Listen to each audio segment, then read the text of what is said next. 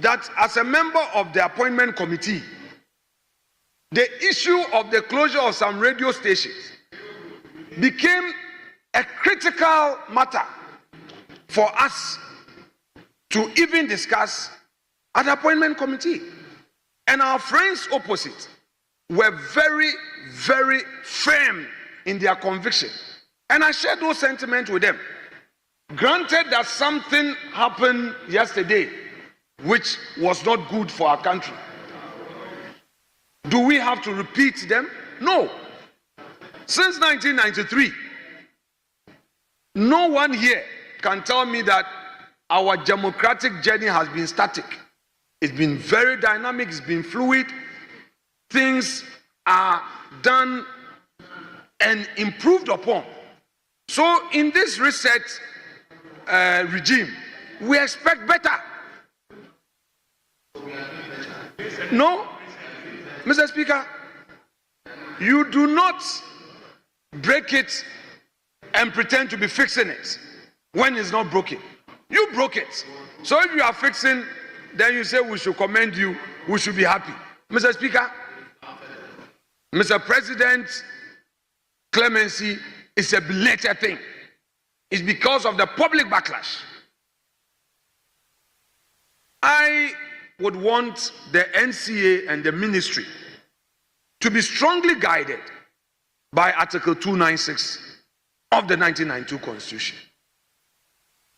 A regulation cannot overreach and override an express constitutional provision. In the list, the regulation is to guide, but not to impede and stampede the process. What happened today, where Asasi Radio was shut down, Wound to me, FM was denied the opportunity to broadcast, Happy FM denying the opportunity to broadcast. Mr. Speaker, must not ever happen again. Because, Mr. Speaker, when same happened yesterday, it received that criticism. Mr. Speaker, I have with me, most respectfully, the Hansard of this House,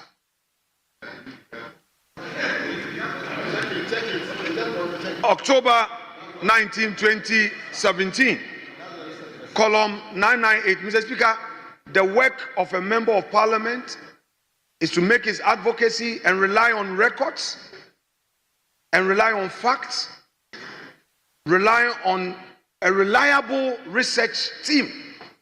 And I cannot be making lame arguments here. Mr. Speaker, Honorable Sam George,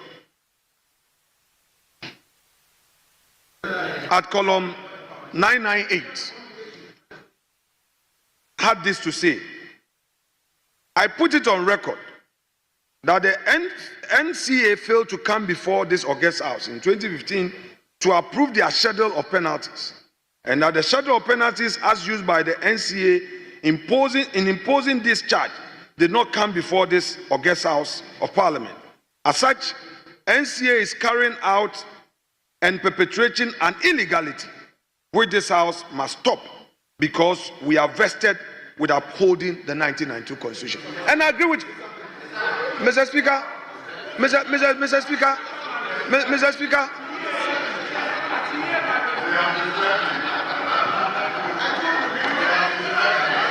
Mr. Speaker,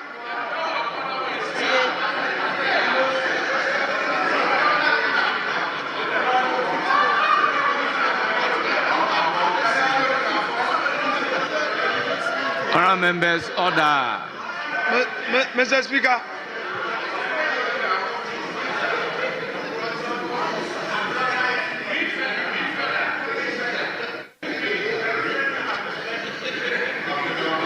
Mr. Speaker, Honourable members, order. Mr. Speaker,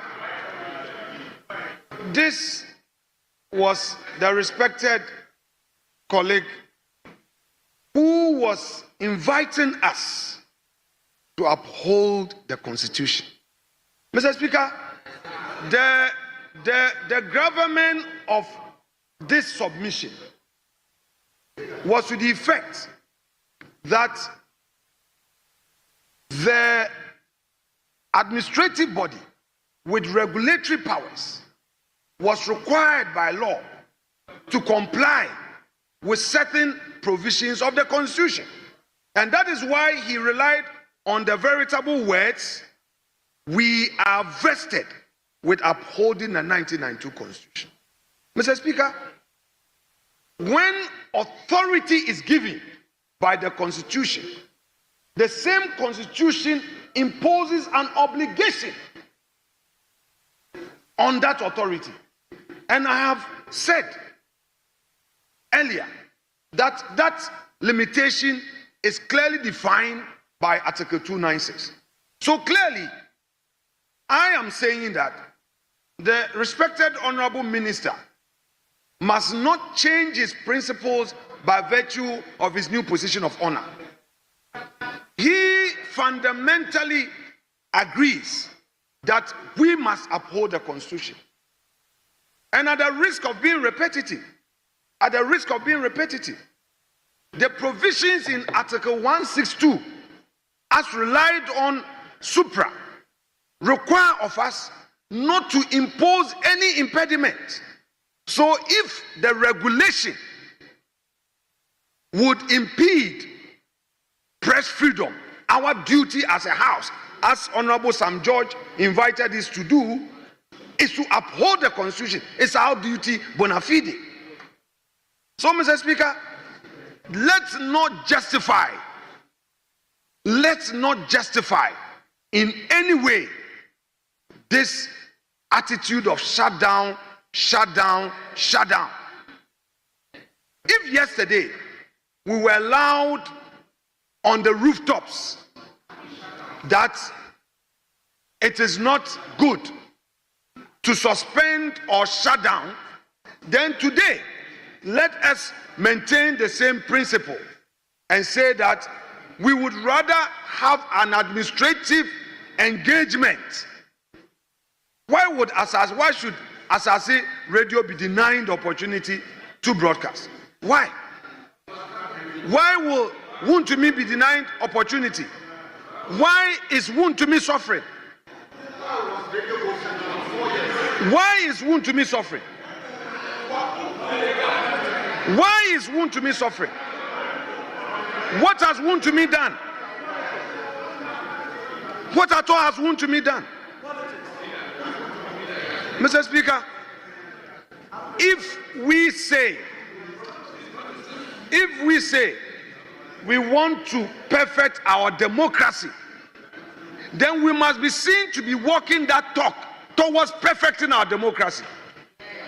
This business of it happened yesterday, so we must continue this vicious cycle. Mr. Speaker, it won't help any of us. Today, I will repeat what I've been saying since 7 January 2025, that this power of 187 is not permanent. We have seen 169 before, and we saw 137. So let us all be guided and know that the power immediately you are given is like an ice block. It begins to melt. We should be guided so that when the power comes to us, we will remember to put in certain blocks that one day we will use it for equity in times of need. But if you have a member for Kwesi Mintim who now says in his submission that he is applauding the harsh measures, the punitive actions of a regulatory authority, which is contrary to Constitution.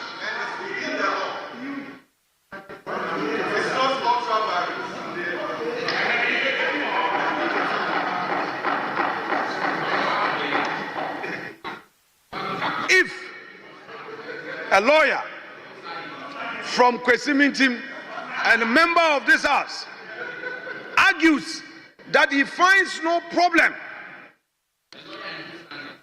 with an administrative authority vested with regulatory powers exceeding its mandate. Mr. Speaker, as for Hansard, Honorable Minority it would Leader. always be a great Honorable Minority witness. Leader. So, Mr. Speaker, Please operate within Order 91.4. very well. So, Mr. Speaker, all that we are saying today will be referred to tomorrow. Mr. Speaker, so I would want to encourage Honorable Sector Minister to rather deepen the engagement process as directed by the President. Some of these belated actions for the purpose of optics will not help the cause of democracy.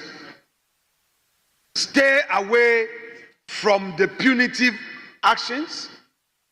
Stay away from this excuse of you need to enforce a regulation, especially when in enforcing the regulation, you may be slipping out of the confines of the Constitution. We as the minority here will always move with full force to support